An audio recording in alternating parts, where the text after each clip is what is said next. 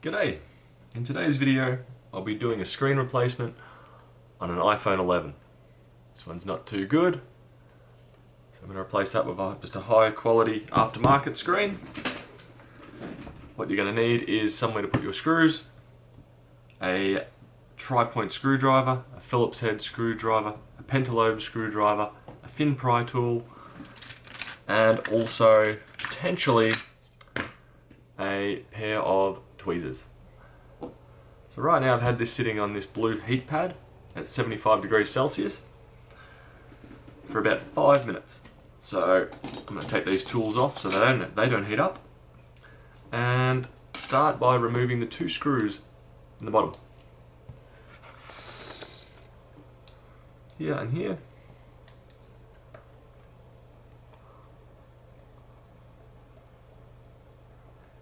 Apologies due to the lighting, it is a bit dark today.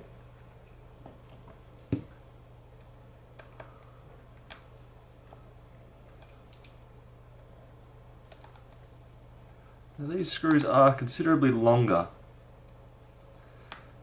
than iPhone 7, 8, 6, 6S. They screw in a little bit here, but then also stick in a bit further as well. So now what I typically do from here is pry down the bottom left hand corner.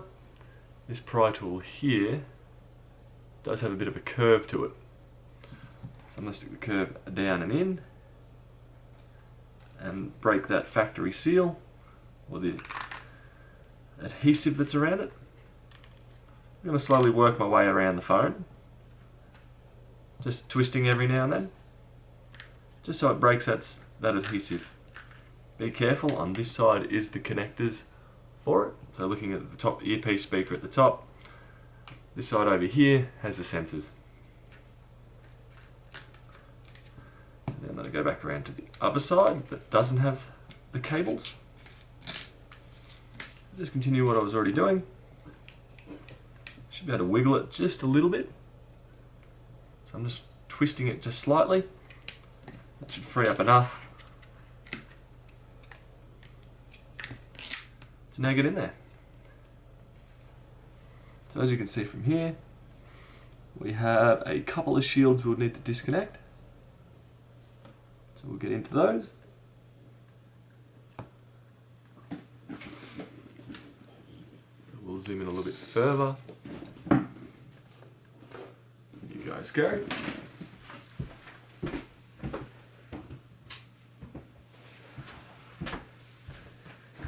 Did flick on a light, but that really didn't make too much of a difference. So, start with the shield here. Make sure you've got the phone switched off as well. That will help.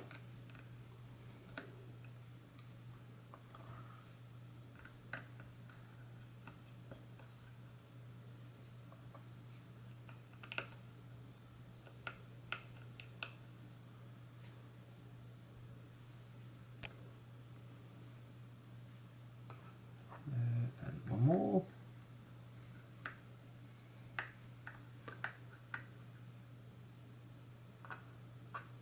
From here, it'll be a little bit easier using the tweezers to lift that up. There we go. Let's disconnect the bottom section and also the front sensor flex here. Now I can separate that completely and take some of the seal with me, which, depending on the amount of damage to the display, it may be worthwhile doing this, just in case it holds glass fragments. Okay, now I'm going to also take off this bottom shield here and disconnect the battery.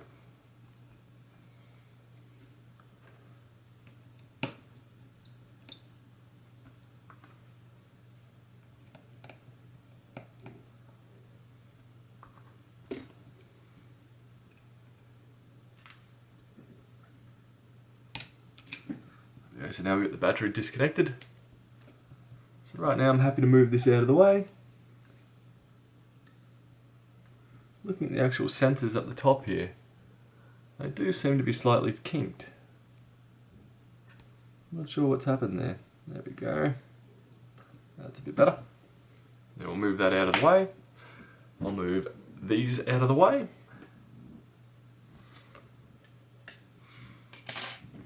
Now I'll move this one back. Now it's time to remove the parts off here. Depending on which aftermarket screen you bought, or from which reseller, you may already have this back plate already on there.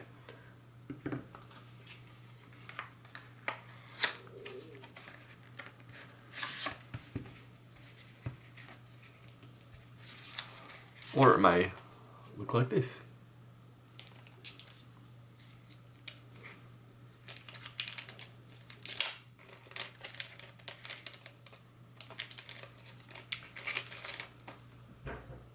So there's a comparison. So from here, I'll need to take off the back plate, front sensors, and also the camera holders. So this will be a full swap. Take this one out of the way.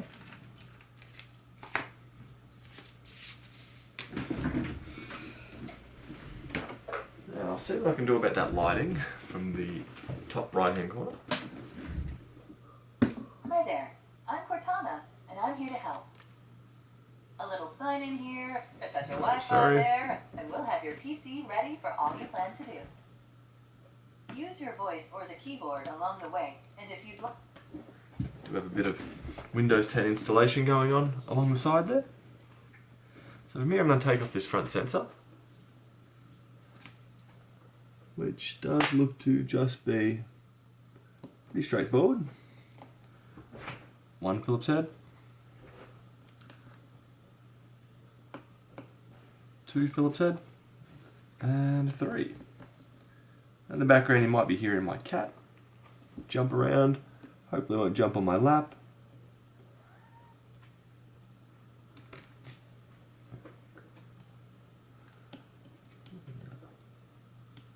There is one more screw.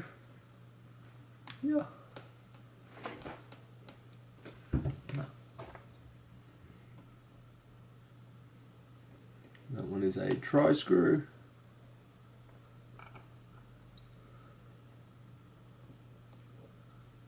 Go. From here, I'll move this just out of the way a little bit. I'm going to want to just pry underneath and up.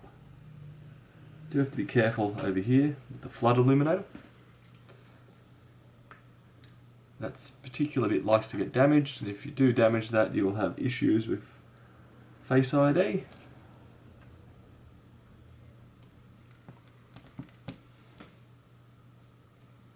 That's lifting up just fine for me,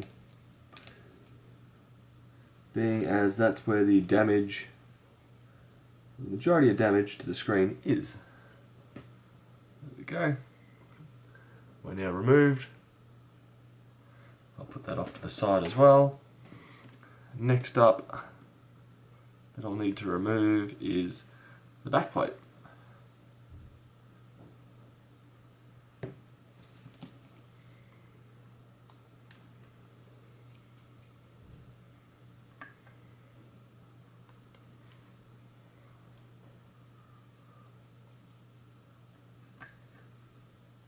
So these ones around the outer perimeter. So far have all been tri-point. Yep, all the way around.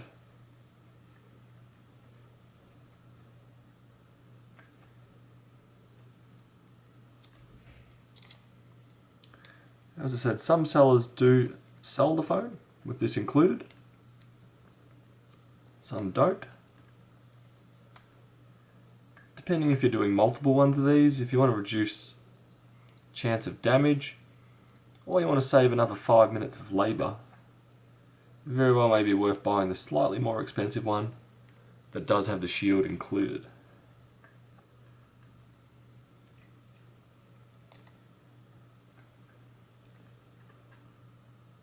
There we go, so most of those are taken out now. I'm going to separate this cable here, and I want to lift it up along here. If your screen is completely stuffed, probably don't have to use too much caution here. The adhesive that Apple has been using here is pretty darn decent nowadays.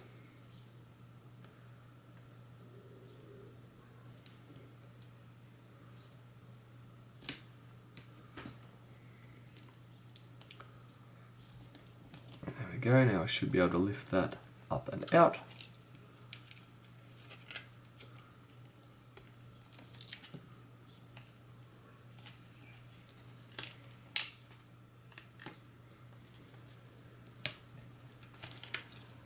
And we're free.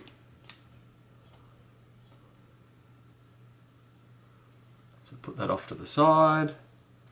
And next up, I am going to remove the front-facing camera holder, which is another thing that most hopefully do include, being they only cost usually an extra few cents to actually get. It's a bit disappointing this seller didn't sell it with it. I've got it out now. Not sure if I've destroyed the LCD completely. That may be suitable for remanufacturing. But now I've got the fun of clearing off the glass.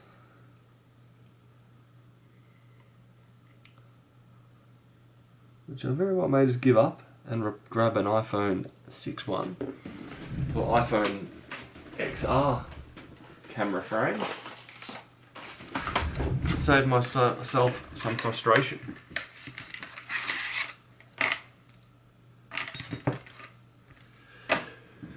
Here's one I prepared earlier. So a quick glance just to see if there's much difference between them, which I don't believe there's very little difference there. So I should be able to get away with using an iPhone XR camera holder on the iPhone 11. The biggest difference I'm seeing is around here, a bit over here. I don't think that's really going to make too much of a difference. So I'll zoom back out. And I'll proceed to try and avoid these glass shards that I've just created. Put that down, put this here.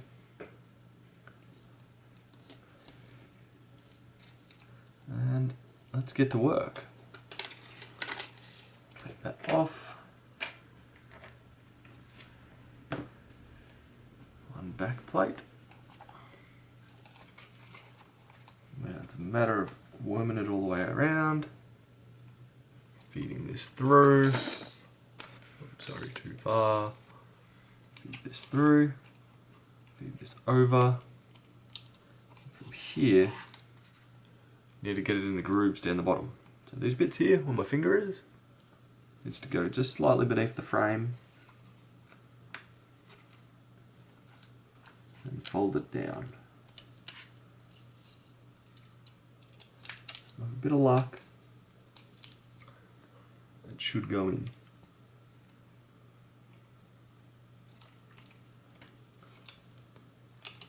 There we go. No, one side keeps escaping.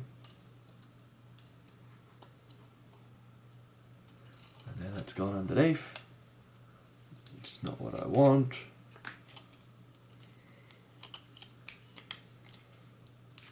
Bingo. That's better. So now time to put those tri-screws back in.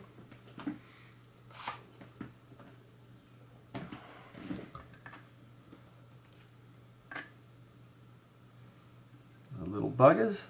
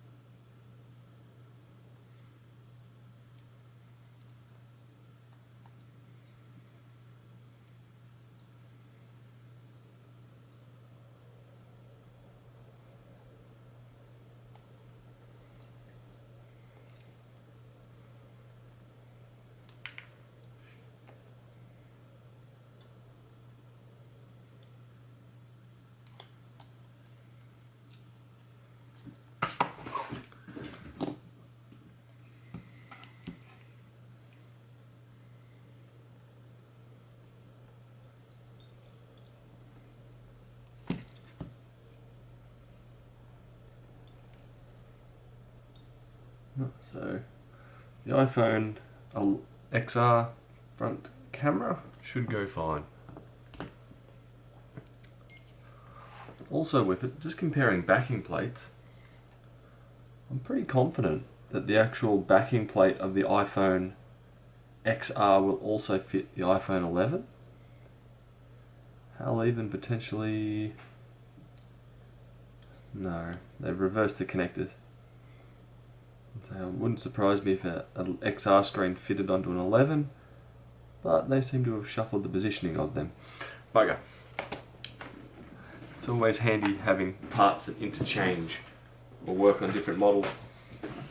For example, the new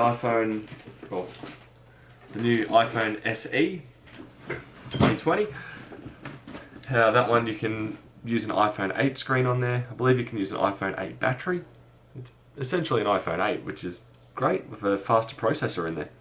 So from a repair standpoint, I like it. It means you don't have to have multiple parts for a very similar model, if not the same model.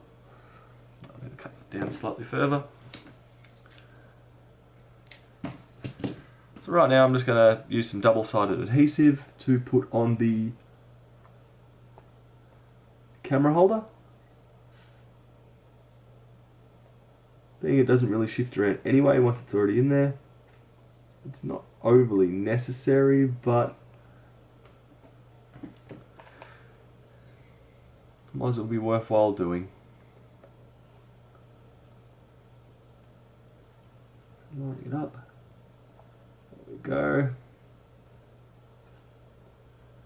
Bugger, I think the alignment is just slightly different. Which means I will need to clean the glass out of this, just to be sure.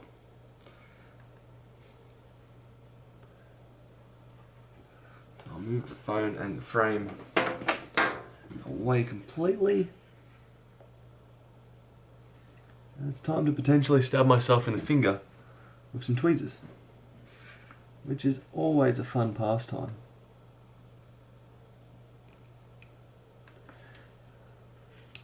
And if you don't get that, you may also get glass in your finger.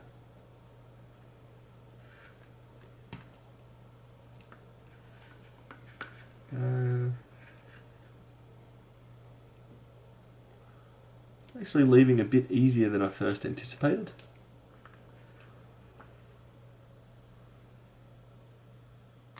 At least on one side it is.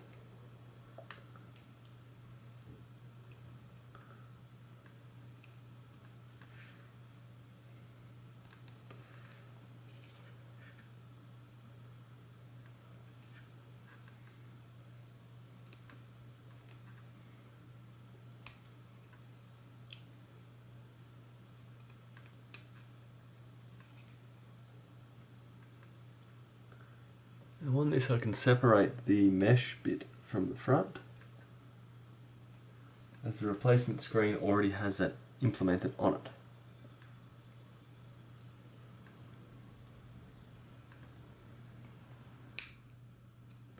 Which funnily enough makes the job harder to do because the aftermarket screen already had that there. There we go, it's out.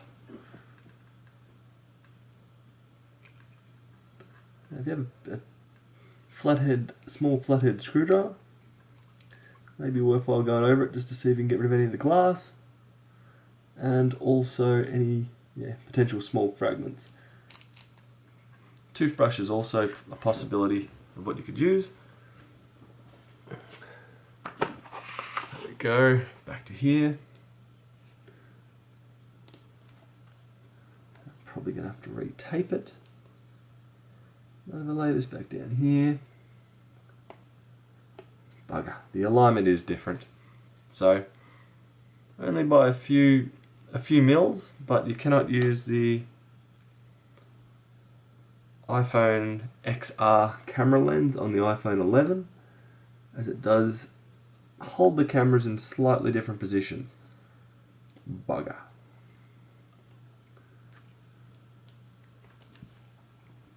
And that brings me back to my tangent about interchangeable parts, where these screens are extremely similar with just slight revisions to make it so you can't actually use them. change for the sake of change.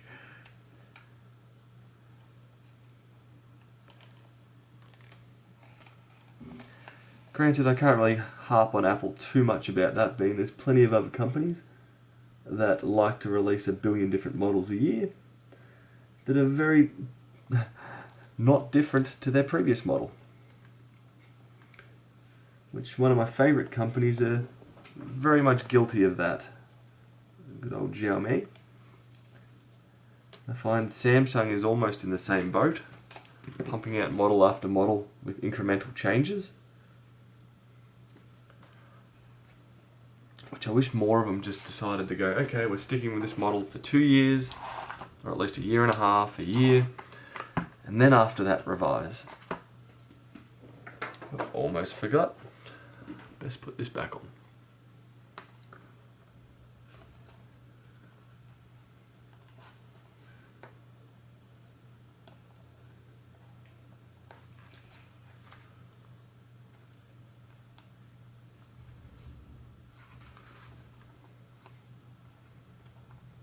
Now, if I remember where I put it, there is a small metal shield which goes over this, which would need to be put back on, or at least recommended to put back on.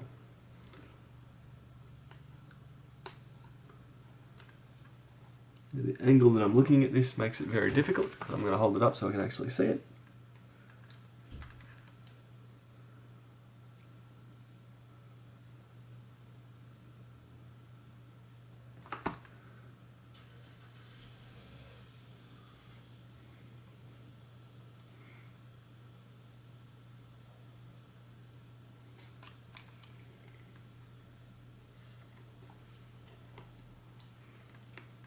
Go, flip it back over.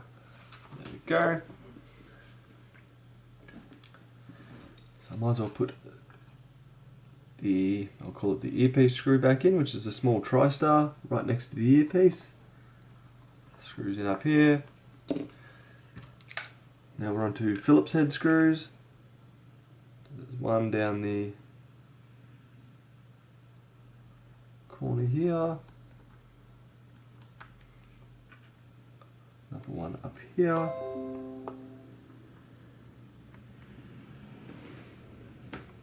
Ignore the Windows install going on. Another one here. So that has now been transferred over to the new display. Now I'm just going to have a quick peek at this to make sure there's no glass fragments that are going to cause some issues. Give the camera a quick wipe down with a bit of powdery glass on it.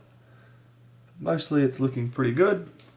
With the battery still disconnected, I'm going to proceed to reconnect up the majority of this. Should make a pretty satisfying click when you get it in the right spot and push down.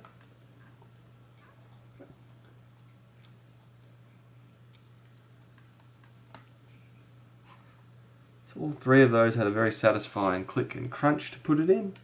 Next up, the battery. The battery itself doesn't really have that much of a crunch to it when you push it in. And now I'm going to proceed to put the shields back on. I'll start with the battery shield.